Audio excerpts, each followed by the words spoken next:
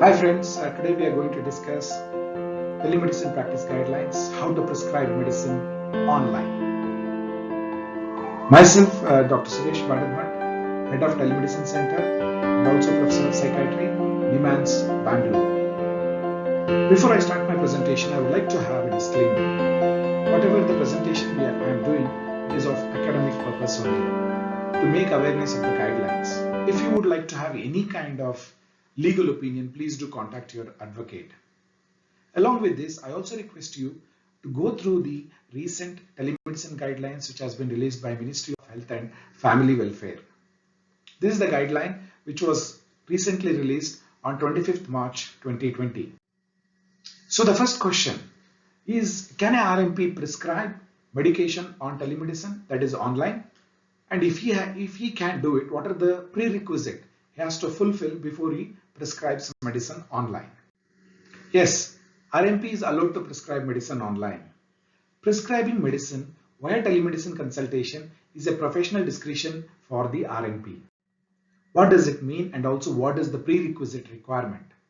See, the prerequisite is the same professional accountability which is there in in-person consultation or in real-life consultation. Whatever the professional accountability is there, it is also applicable online.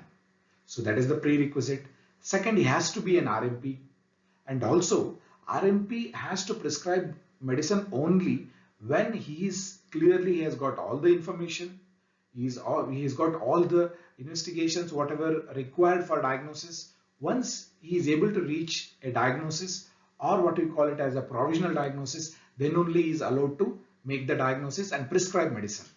And also, if by chance, if he has to prescribe medicine, if he has to follow certain guidelines or SOPs for certain medication, he has to follow. He cannot say online, I could not do those investigations. For example, if we want to prescribe sildenafil citrate for an aged man around 45-50, then you have to do ECG. So that prerequisite, when it is there for in-person consultation, he has to do online also. And also, please understand, along with this, he also has to keep the best interest principle of the patient and also follow certain guidelines have been given, and that is called as the least prescribed. There is a list which has been given under the telemedicine guideline. He has to follow those lists. The list is as follows. The prescribing list has 4 different categories: list O, A, B and C. What is list O? List O is nothing but over-the-counter medication like paracetamol, antacid, syrups, vitamins, lozenges. So these are the medicines, over-the-counter medicines, what we call it as. These medications can be given over the phone call, prescribed over the phone call. So, and he can give this medicine even in the first consultation, follow-up consultation, in any consultation. Coming to the list A. The list A has to be prescribed only through telemedicine consultation, that to video telemedicine consultation. And these medicines excludes the abusive potential medications. For example, benzodiazepine. Those medicines have to be not to be given in the first video consultation. But however, the other medicines can be given. And for example, in the follow-up, he can give the medicines which he had given in the in-person consultation. They are called as list A. So list B are those medications where a person has done a in-person consultation, okay, in-person consultation within the last 6 months, and he is undergoing some chronic medical condition treatment. Now, to increase the medicine or to decrease the medicine or to add a medication, that is augmentation strategy, or else what we call it as add-on drugs, can be done under list B. The list C is completely prohibited. I request to all the physicians, please don't prescribe list C. This is completely prohibited online. I'll come to this list C medication shortly, but however, again, just the matrix, please understand how it has been generated under the telemedicine guidelines. List O, any consultation, either video, audio, text, any medicines, over-the-counter medicines can be given. It may be first consultation or in the follow-up consultation, and these are all called as over-the-counter medication. List A can be given only through tele-video consultation. Please understand, it is tele-video consultation. It should be first consultation, then only you can give list A, and the list A excludes the abusive potential drugs, for example, benzodiazepine. So what are the other list A?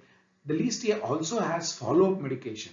Follow-up medication, for example, a person has come and met me in in-person consultation for diabetes and within the past 6 months, and now I am continuing the medication on diabetes for hypertension. They fall under the list A. List B, you can use either video, audio, or phone call. This is again, it's list B is allowed only in follow-up, not in the first consultation. What are those? These are all, like for example, a patient is again similar to, is under treatment for chronic medical condition and is in-person consultation. Now I can switch into what we call it as follow-up under telemedicine consultation, and add-on drug augmentation can be done. And prohibited medicine, very clearly Schedule X of the Drugs and Cosmetic Act of 1940, and also the narcotics and psychotropic drugs which are listed under NDPS Act have been prohibited. Please don't prescribe those. For example, list Schedule X. What are those Schedule X? Like for example, amphetamine, methylamphetamine, dexamphetamine, phencyclidine, methylphenidate, and other drugs. You cannot prescribe online. Schedule X is prohibited. At the same time, there are certain narcotics and psychotropic substances listed in the NDPS Act are only prohibited. Like for example, buprenorphine, methadone, morphine, codeine, ketamine, fortwin, tramadol, cannabis, and so forth. Those drugs cannot be prescribed online. So please please have a clear understanding of this. These two, Schedule X and the drugs listed under NDPS, are completely prohibited. Coming to one of the questions which commonly asked by psychiatry fraternity is, sir, the NDPS narcotic and psychotropic drugs listed under NDPS Acts have been banned. Of course they are banned, but majority of the psychiatric medication, which we call it as psychotropic medication, they fall under Schedule H. So they have not been prohibited. You can use it in the either first consultation on video, or else if they are on chronic schizophrenia, list B, you can add on or augmentation drug which will follow the same pattern. So psychiatric medications, most of them are Schedule H, they can be prescribed. Coming to how to send the prescription, I have done the consultation, I have to give the prescription, how to send, and what is the format for prescription.